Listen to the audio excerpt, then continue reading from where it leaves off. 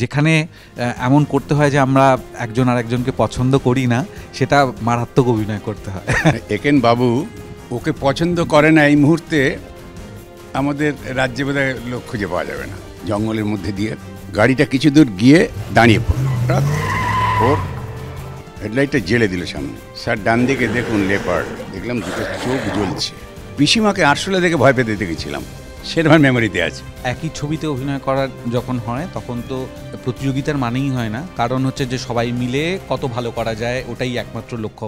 আজকে আমরা যে দুজন মানুষকে নিয়ে গল্প করতে আড্ডা মারতে বসেছি, পর্দায় কিন্তু তাদের একদম মুখোমুখি সংঘাতে দেখা যাবে আর কি। তাদের একজনের তো আরেকজনের ওপর ভীষণ রাগ, আর আরেকজন তো মাস্টার মশাই, তিনি খুব একটা ওই রকমভাবে রাগ করতে পারেন না আর কি। যাই হোক, তো কিন্তু সেই দুটো মানুষ ব্যক্তিগত জীবনে কেমন বা তাদের ব্যক্তিগত সম্পর্কটা ঠিক কেমন, সেইটাই আজকে আমরা এবিপি লাইভের আড্ডায় তুলে ধরবো। পরান্তা, Anirbanda, welcome to ABP live. Thank you. প্রথমেই বলো যে এই যে মাস্টারমশাই আর জটিলেশ্বর, আমরা যেটা ট্রেলারে দেখেছি যে তাদের বেশ অপছন্দ আর কি দুজনকে, তোমাদের ব্যক্তিগত জীবনে শুটিং করতে গিয়ে কি হয়েছিল সেটা বলো। অপছন্দ তো অবশ্যই নয়, কতটা পছন্দ এবং কি কি হয়েছিল? আমার মনে হয় যারা আমার পরে এসেছে পৃথিবীতে তাদের অভিজ্ঞতার আগে নেওয়া ভালো। আচ্ছা ঠিক আছে, আমি ধরে নিয়ে বলি। সেটা হচ্ছে পরান্দার সাথে থাকা, সেটা যদি অভিনয় নাও করি, এমনি ধরো কোথাও দেখা হলো, একটু 10 মিনিট কথা বলার সুযোগ পেলাম, ইটস অলওয়েজ এ প্লেজার। সব সময়, মানে অনেক সময় হয় না যে একটা এজ ডিফারেন্সের জন্য নানা কারণে মতের হয়তো একটা অন্যরকম চিন্তা ভাবনা চলে আসে, একটা জিনিসকে দেখার দৃষ্টিভঙ্গিটা আলাদা হয়ে যায় কিছু বয়সের সাথে সাথে। কিন্তু পরান্দার যখন যার সাথে মেশে একই রকমভাবে মেশে, বয়সটা কোনো ফ্যাক্টর না। আমি যখন পরান্দার সাথে অভিনয় করার সুযোগ আমার হয়নি, এর আগে এই প্রধানের আগে আমি একটি প্রজেক্টে কাজ করার সুযোগ পেয়েছি। যখন সেই সৌভাগ্য হয়নি তার আগেও যখনই দেখা হতো, মানে পরান্দা লিটারেলি আমার গাল টিপে, যেখানে দেখা হতো গাল টিপে আদর করে দিত, এবং সবসময় খুব স্নেহ পেয়েছি। আমাকে পছন্দ করেছেন কেন সেটা পরান্দা বলতে পারবেন, কিন্তু আমি তাতে খুব ধন্য হয়েছি সবসময়। এবং পরান্দার এতদিনকার যে নানা রকম এক্সপিরিয়েন্স, শুধুমাত্র অভিনয় জীবনের না, লাইফের তো একটা বড় এক্সপিরিয়েন্স থাকে, সেগুলো দিয়ে গিয়েছেন এবং সেগুলো এত সুন্দর করে শেয়ার করান সবার সাথে, সেইটা মানে একটা চমৎকার অভিজ্ঞতা হয়। যেখানে এমন করতে হয় যে আমরা একজন আর একজনকে পছন্দ করি না, সেটা মারাত্মক অভিনয় করতে হয়।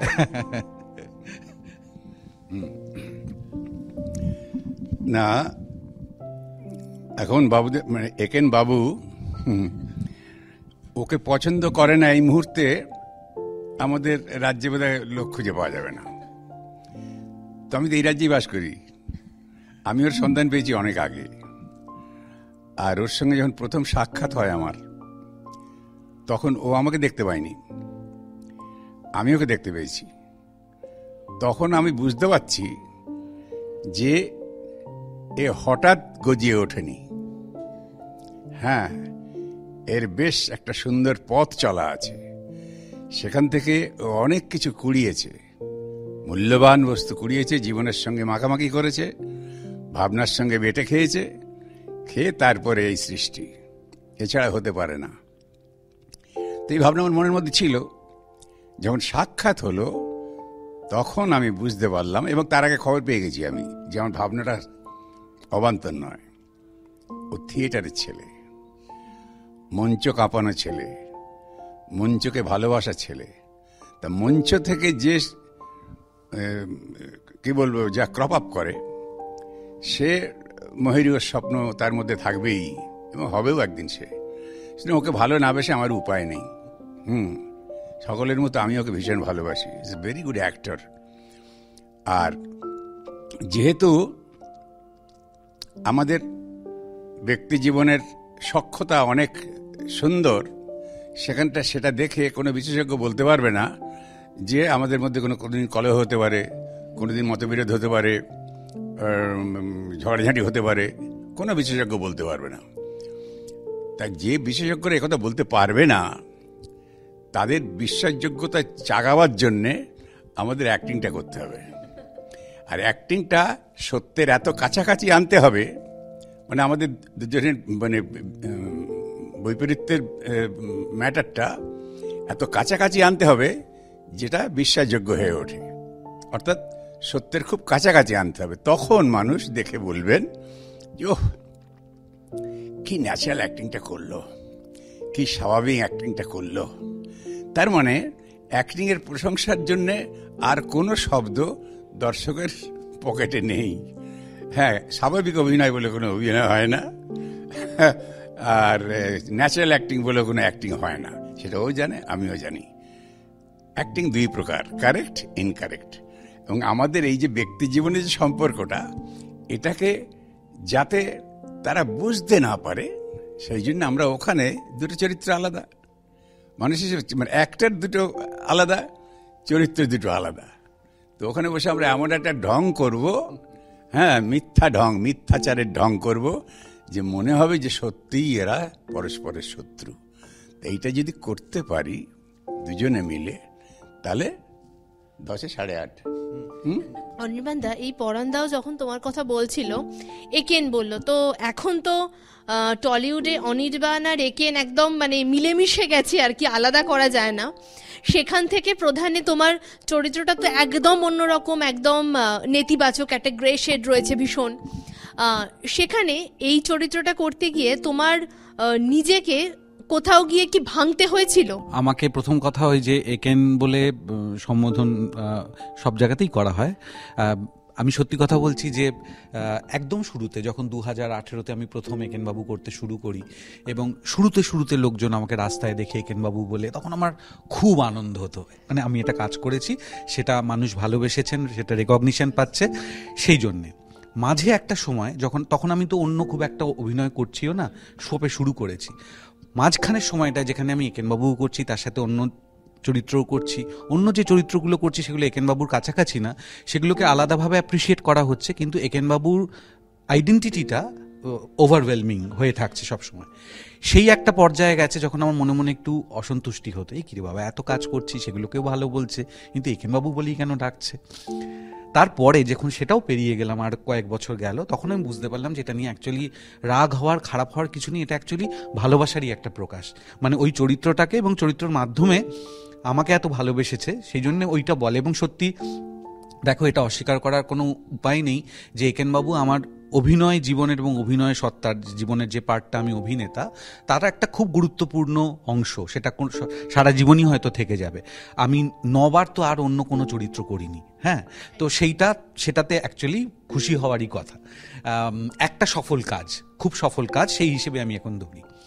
কিন্তু তার সাথে সাথে যখন আমি বরাবরই অন্য চরিত্র করে গেছি, বরং আমি একেনবাবুর কাছাকাছি চরিত্রের অফার শুরুর দিকে অনেক পেতাম।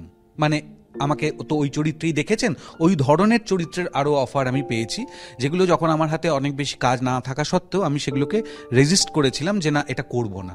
আমার সেটা কিন্তু অন্য কিছু ভেবে না যে আমাকে ওই রকমই চরিত্রে ছাড়া ডাকবে না, আমার নিজের ভালো লাগবে না বলে আমি আর করিনি।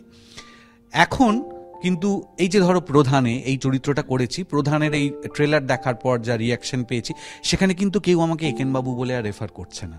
একটা আলাদা চরিত্র, দর্শক এখন যথেষ্ট ম্যাচিওর, তারা দেখেন, এবং বাচ্চারাও, তারা কিন্তু আমাকে অন্য চরিত্রে যখন দেখে তখন কিন্তু হয়তো ডেকে ফেলে একেনবাবু বলে, কিন্তু ওটা একেনবাবু ওই চরিত্র অভিনয় করছে সেটা কিন্তু বলে না, তখন জানে যে ও একজন অভিনেতা। এইটার এই জটিলেশ্বরের একটা খুবই অন্যরকম একটা আবির্ভাব ঘটেছে ট্রেলারে। সেটাতে আমি ফিডব্যাক যা পেয়েছি, লোকজনের খুব পছন্দ হয়েছে, আগ্রহ হয়েছে।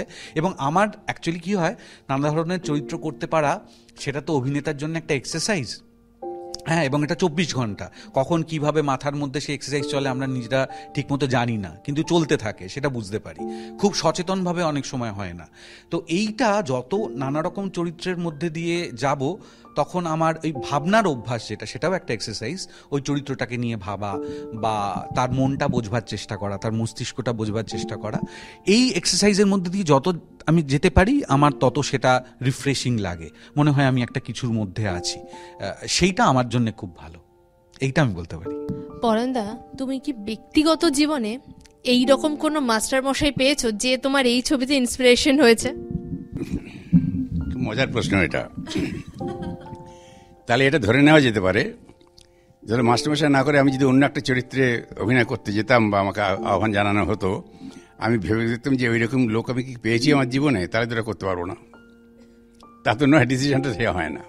তবে তোমাদের মানে নোট করার জন্য বলছি, আমার সবাই জানে, থিয়েটার পার্সপেক্টিভ দিয়ে বলছি, observation is a vital part of the game. আমি যখন কিশোর ছিলাম তখন আমি মানুষকে দেখে নকল করতাম, যা শুধু মানুষকে কেন, যা খুশি দেখে নকল। এখন একটা কুকুর কীভাবে হাঁটছে সেটা নকল করতাম, এই ভেবে নয় যে ভবিষ্যতে আমি অভিনেতা হবো বলে।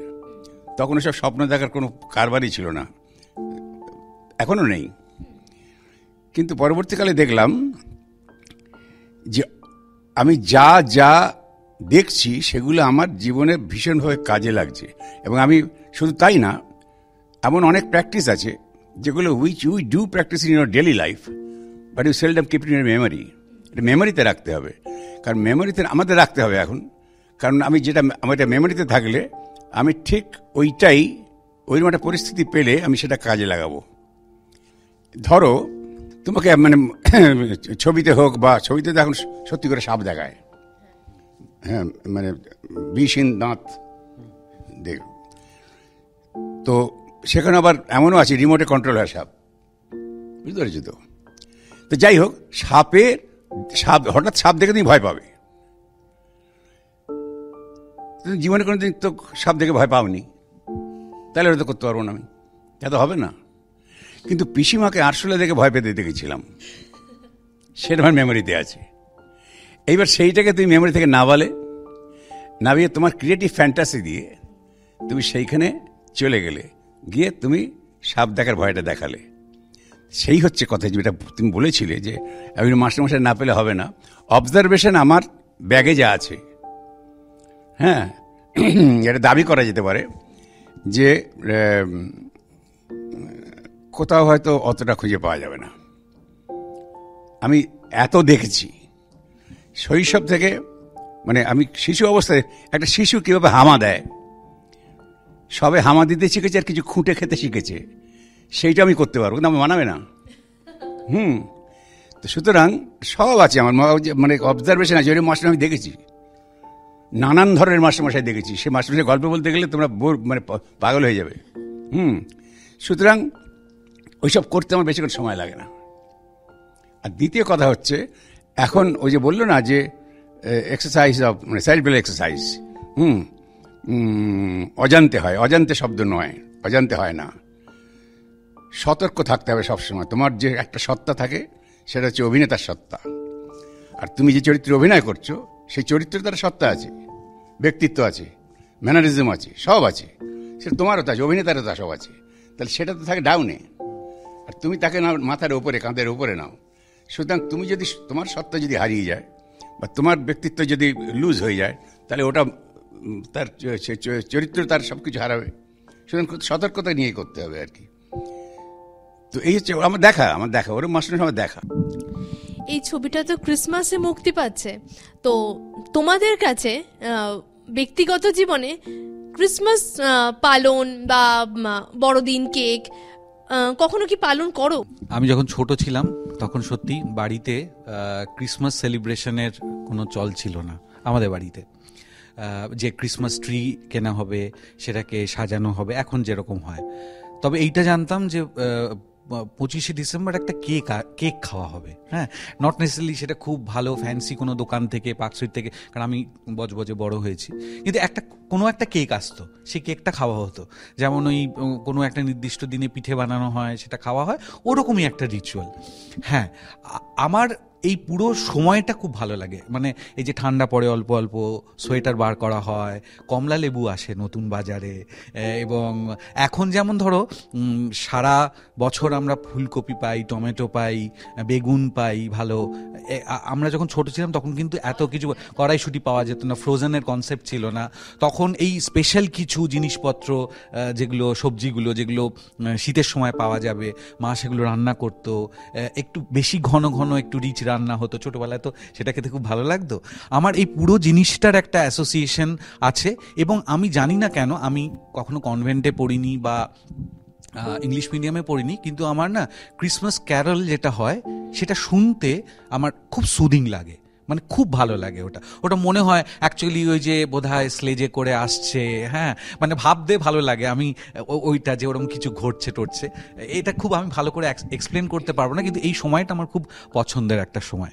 এবং তার সাথে একটা সেলিব্রেট করার যে ব্যাপারটা থাকে, পরে বড় হয়ে আস্তে আস্তে যখন আমি ধরো কলেজে বা ইউনিভার্সিটিতে যেতে শুরু করেছি, তখন পার্ক স্ট্রিটের কথা শুনেছি যে এই জায়গাটা খুব সাজানো হয়, এই জায়গাটা অন্যরকম হয়ে যায় কলকাতার এই জায়গাটা, তখন দেখেছি।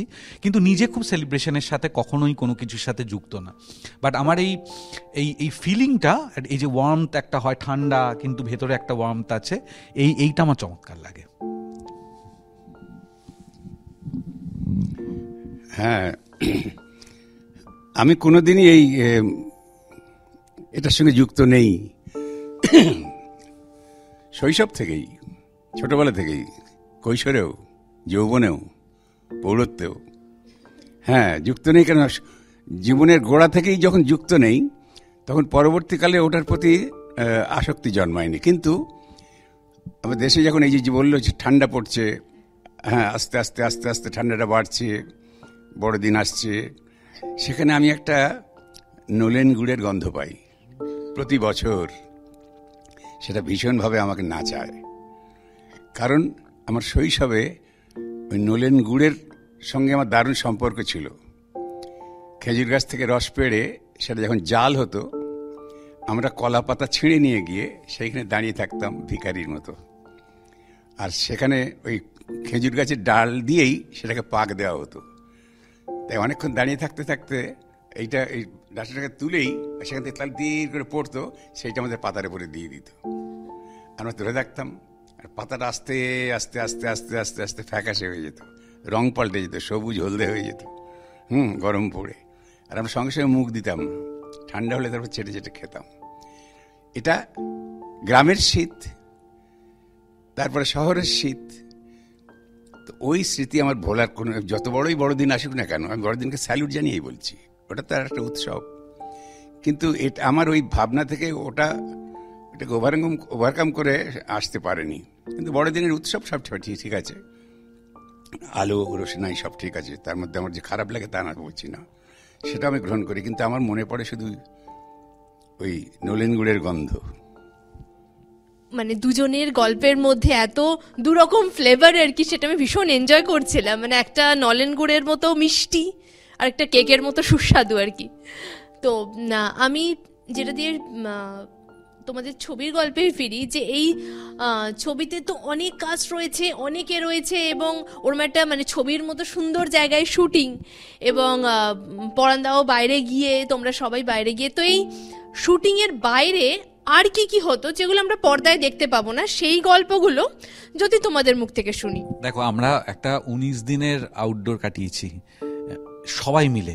বোধহয় কয়েকজনই মানে অ্যাক্টার্স আছেন যারা ওখানে যাননি, খুব হাতে গোনা, বেশিরভাগ অ্যাক্টার্সরাই ওই শিডিউলে ছিলেন। এবং 19 দিন এতজন মিলে থাকা, এবং ন্যাচারালি সবাই ওখানে গিয়ে একটা জায়গার মধ্যে পড়ে, সবাই সমমনস্ক মানুষ, মনে হচ্ছে সবাই অনেক দিনের চেনা, খুব আনন্দ করে মজা করে এবং নিজেদের মতো করে কাটিয়েছি। এবার কি হতো, কোনো দিন কারুর হয়তো শট নেই, সিনস নেই, কোনো দিন একজনের হয়তো ভীষণ চাপ রয়েছে, কিন্তু তারপরেও কোনো একটা সময় মোটামুটি সন্ধ্যের মধ্যে যদি ফেরা যেত, তাহলে কারুর একটা ঘরে গিয়ে আড্ডা, সবসময় সবাই না হলেও একজনের ঘরে হয়তো 3-4 জন, আর একজন কখনো একেবারে পুরো ইউনিট মিলে আড্ডা হয়েছে। হ্যাঁ, তো আমরা একটা রিসর্টে ছিলাম, সেই রিসর্টটায় শুধু আমরাই ছিলাম, আর কোনো বোর্ডার্সরা ছিল না। তো খুব মানে আমরা কি খাবো সেটা অর্ডার দিতাম, একসাথে মিলে খাওয়া দাওয়া, খরা যারা রান্নাও করেছে তার মধ্যে ওখানে গিয়ে নিজে, হ্যাঁ, 3 জনের জন্মদিন পড়েছিল ওই শিডিউলের মধ্যে, সেখানে বার্থডে সেলিব্রেশন হয়েছে, খুবই মজা করে আমরা কাটিয়েছি। মানে ওরকম ভাবে তোমায় নির্দিষ্ট একটা ঘটনা ওরকম ভাবে বলতে পারবো না, তার কারণ হচ্ছে এত ঘটনা আছে যে যেটা যাবে না। কিন্তু মানে একটা সময় হয় না যে বাইরে ইউনিটে গিয়ে নানা কারণে একটা টেনশন তৈরি হয়, হ্যাঁ, সেটা মানে ব্যক্তির সাথে ব্যক্তির বা পুরো ইউনিটে, সেরকম কিচ্ছু ঘটেনি। খুব স্মুথলি আমরা শ্যুট করেছি এবং পুরোটাই মজা করে হয়েছে। ভাবতে পারবে না, প্রায় 250 লোক সবাইকে নিয়ে, এবং ওই সেটা আর কেউ ছিল না, সবাই আমরাই ছিলাম। আমাদের ওই হোটেল থেকে শুটিং প্লেসে যেতে মিনিট 40 সময় লাগতো। 3টে জঙ্গল পেরিয়ে যেতে হতো। সে জঙ্গল মানে জঙ্গল বললে যেমন জঙ্গল, কিন্তু আক্ষরিক অর্থে জঙ্গল, যেখানে দিনের বেলাও সূর্যের রশ্মি ঢুকতো না, শুধু তার একটা আভায় খানিকটা দেখা যেত। এছাড়া কিছু কিছু জায়গায় ওরকম মানে পেনিট্রেট হতো। সেই শুটিং করে যখন সন্দেহ মানে সময় যখন ফেরা হতো, মানে অন্ধকার মুটো মুটো ধরা যায় জঙ্গলের মধ্যে দিয়ে। এইবার আরেকটা মজার ব্যাপার যেটা, যেখানে ছিলাম ধরো 3500 ফুট ওপরে, ওই জায়গায় ওখানে কখনো কারোর ঘরে কোনো পাখা নেই, এসি নেই, এমনি জায়গাটা এমন। কিন্তু আমরা যেদিন শুটিং করছিলাম সেদিন প্রচণ্ড গরম। সেদিন কেন ওই পিরিয়ডটাই দারুণ গরম, যেমন বাইরে তেমনি ভেতরে, যার জন্য পাখার ব্যবস্থা করতে হয়েছিল। তো আমরা জিজ্ঞেস করলাম যে বলে এটা এই যে গাছ কেটে ফেলা হচ্ছে বা রিসর্ট টিসর্ট উঠছে সব ইয়েতে, এইগুলো হচ্ছে কারণ। যাই হোক, এরপরে ওখান থেকে ফেরবার সময় সেটা ওদের কপালে হয়নি আর কি, মানে কপাল তো সারা হ্যাঁ তো সারা মাথা জুড়েই কপাল, আমারও তাই। কিন্তু অত বড় কপালে ওটা হয়নি। তো আমরা সুমো করে ফিরছিলাম, নেপালি ড্রাইভার, জঙ্গলের মধ্যে দিয়ে, ডান দিকে একটা চা বাগান, ওখানে চা বাগান ভর্তি।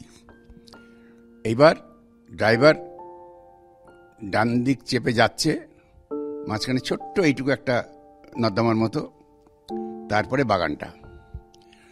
গাড়িটা কিছু দূর গিয়ে দাঁড়িয়ে পড়ল, মানে হঠাৎ দাঁড়িয়ে পড়েই আস্তে আস্তে ব্যাক করছে, অন্ধকার ব্যাক করছে। তারপরে হঠাৎ ওর হেডলাইটটা জ্বেলে দিল সামনে দিয়ে, বলল, স্যার ডান দিকে দেখুন লেপার্ড। আস্তে আস্তে দেখা হলো। আমি তো চোখে কম দেখি, দেখলাম দুটো চোখ জ্বলছে। আর ঠিক ওই আমার নাতি এসেছে, ও আমার পাশে ছিল, ওর থেকে 6 ফুট, আমাদের থেকে 6 ফুট দূরে। নীল ছিল, সুজন। আর বিশ্বনাথ ছিল, বিশ্বনাথ ছিল না, বিশ্বনাথ ছিল। এইবার লেপারটা বসে আছে চুপচাপ।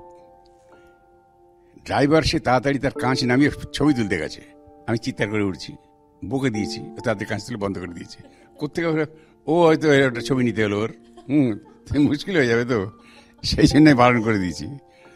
তারপরে হলো কি, অনেকক্ষণ ধরে সত্যি এনজয় করা হলো, দেখছে সবাই, চুপচাপ বসে আছে 6 ফুটের মধ্যে।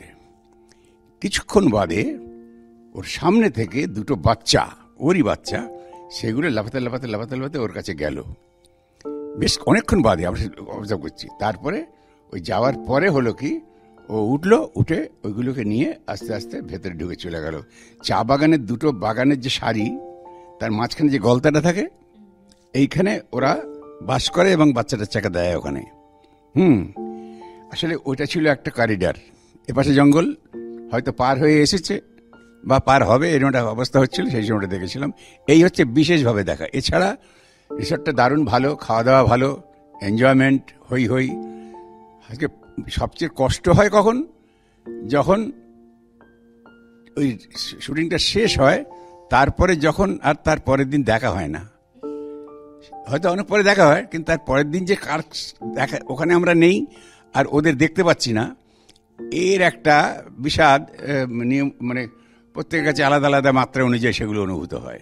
রিহার্সালের পর নাটক যখন মঞ্চস্থ হয়ে যায়, হ্যাঁ হ্যাঁ, ওই রকম অনেকটা। অভিনয়, চরিত্রকে ফুটিয়ে তোলা, এটা তো রয়েছেই। এর বাইরে কখনো গিয়ে ছবি মুক্তি পাচ্ছে, অভিনেতা হিসাবে প্রতিযোগিতা বা চাপ অনুভব করো? অভিনেতা আবার প্রতিযোগিতা কি? আমরা একসঙ্গে সবাই মিলে একটা ছবি করেছি, কালেকটিভ আর্ট। সেখানে ওই প্রতিযোগিতামূলক মনোভাব নিয়ে এই জিনিস করা হয় না, কারণ টোটাল ছবিটা অনেক মানুষের চেষ্টায়, সহযোগিতায়, সামর্থ্যে এটা গঠিত হয়েছে। একটা ইউনিট, ছবিটা একটা ইউনিট। সেখানে ব্যাকে অনেক মানুষ আছে, সামনে অনেক মানুষ আছে, এবং যাদের দেখতে পাওয়া যাচ্ছে না তারাও আছে। তো সবাইকে মিলিয়ে একটা ছবি, এখানে প্রতিযোগিতার কোনো প্রশ্নই নেই। বাকি ছবিদের সঙ্গে, মানে তোমাদের ছবিটা না, আমার কথা আমি বলতে পারি। হ্যাঁ, ওই মনোভাব নিয়ে আমি কখনো কাজ করিও নি।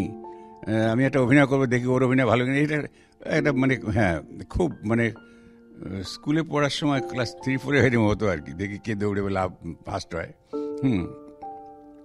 চলো, তোমার কি বলা আছে বলো। ওই একই কথা, যে একটা তো একই ছবিতে অভিনয় করার যখন হয় তখন তো প্রতিযোগিতার মানেই হয় না, কারণ হচ্ছে যে সবাই মিলে কত ভালো করা যায় ওটাই একমাত্র লক্ষ্য সবারই থাকে। তাই এবং তুমি যেটা অন্য জিজ্ঞেস করছো যে একই দিনে হয়তো অন্য ছবি মুক্তি পাচ্ছে তার সাথে প্রতিযোগিতা, সেটারও অ্যাকচুয়ালি কোনো মানে হয় না। কারণ ধরো বেশিরভাগ সময় যেটা হয় যে একই দিনে 2-3টে ছবি যদি আলাদা আলাদা স্বাদের ছবি মুক্তি পায়, তাহলে অ্যাকচুয়ালি দর্শকদের কাছে বেশি চয়েস রইল যে যেটা দেখতে চান, বা যদি প্রায়োরিটি দিতে চান যে আগে এটা দেখব পরে ওটা দেখব, সেটা তাদের সেই চয়েসটা থাকে। আরও একটা কথা সত্যি, সেটা হচ্ছে ধরো আমি হাইপোথেটিক্যালি এরকম যদি ধরে নিই যে একদিন একটাই ছবি মুক্তি পেল, সেই সপ্তাহে আর কোনো ছবি মুক্তি পেল না, ধারে কাছে মুক্তি পেল না, তাহলে যত হল আছে তার যত শো আছে তাতে যদি ওই ছবিটা চলে, সেটাতে কি সত্যি পিলপিল করে লোক হবে? হবে না তো, তাই না? অপশান সবসময় থাকা উচিত। এবং দর্শকদের কাছে আমি তো নিজে একজন অভিনেতা যেমন, আবার আমি দর্শকও। আমি নিজে যখন সবসময় এরকম চাই যে আমার কাছে 2-3টে অপশান থাকুক, আমি আমার পছন্দ মতো বেছে নেব কোনটা। আমরা যে ছবিটা বানিয়েছি সেটা আমাদের 100% দিয়ে অনেস্টলি বানিয়েছি, সেটুকু বলতে পারি। চাইবো সেটাতে লোক আসুক, দেখুক, কিন্তু তার সাথে অন্য যে ছবি আরও মুক্তি পাবে সবসময় হবে এটা, তার সাথে কোনো প্রতিযোগিতা অ্যাকচুয়ালি নেই। প্রডিউসাররা একটু আটকে থাকে আর কি, ওই দায় আমরা নিতে পারবো না। বেশ, প্রধানের জন্য এবং আগামী তোমাদের যা যা কাজ আমরা দেখতে পাবো তার জন্য তোমাদের অনেক শুভেচ্ছা দুজনকেই। আর আজকে আমাদের আড্ডার জন্য থ্যাংক ইউ। বাকি সমস্ত খবরের জন্য নজর থাকুক এবিপি লাইভে।